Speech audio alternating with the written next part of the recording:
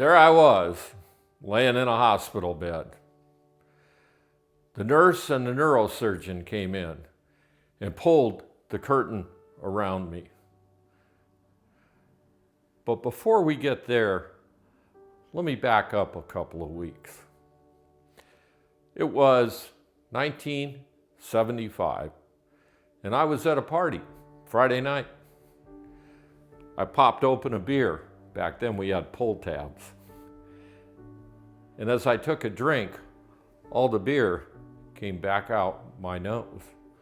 My friends all looked at me like I was from Mars. What's going on with you? I don't know. As the evening progressed, I started to lose my ability to speak. They all got scared. They said that I should probably go home, that there was something the matter with me. Well, over the progress of the next couple of weeks, what would happen is I'd get up in the morning and I was fine. But as the day wore on, I would lose muscle control from the chest up. I lost my speech. I'd lose my ability to chew my food and eat. And I lost the strength in my arms and my chest.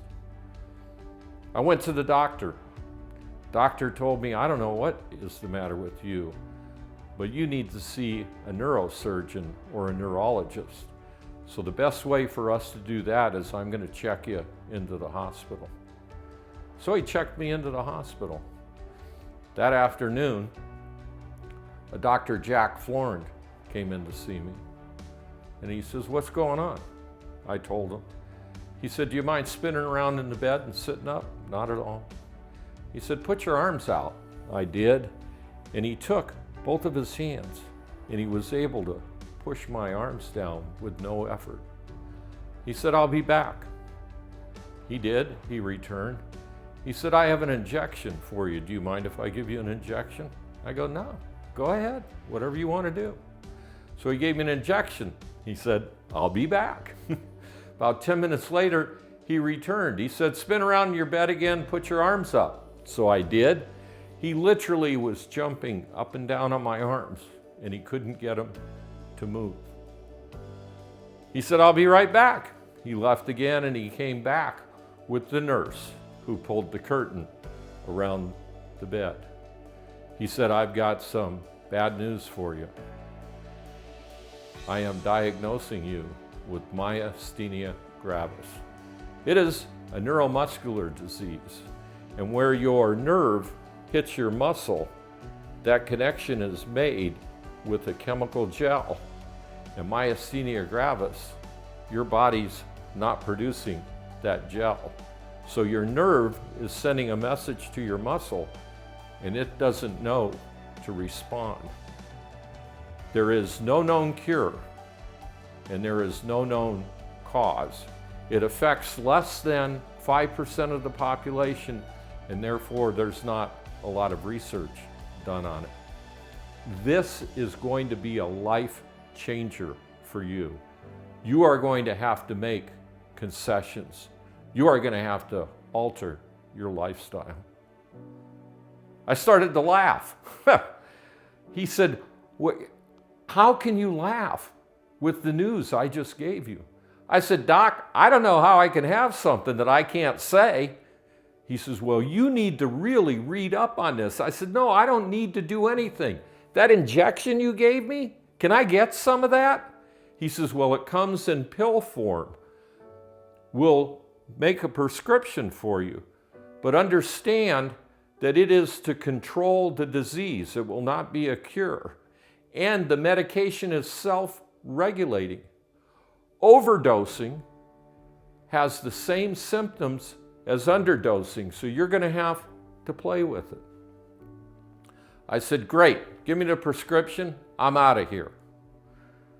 Well, life went on. My magic formula was right between 12 and 16 pills a day to keep functioning. I did that for the next 2.5 years. One day I was in the kitchen. I opened up the cabinet, and of course I had rows and rows of Mastodon That was the pill I was taking. I had all of these pill bottles. I looked over at the kitchen sink.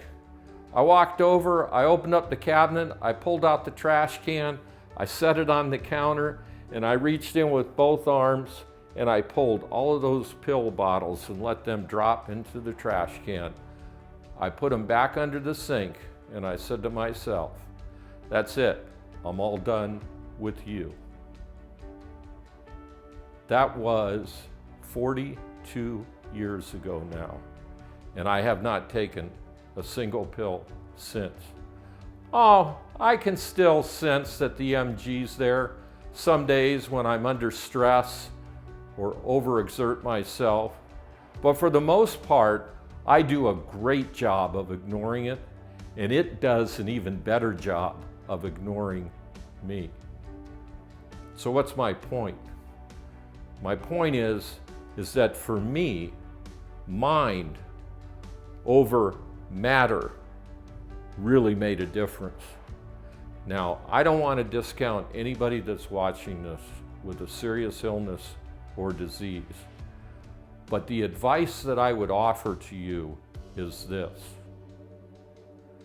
Use your mind to overcome your fears and obstacles. It may not be able to cure your disease, but it will certainly make dealing with it easier for you. Mind over matter. Give it a try. It worked for me.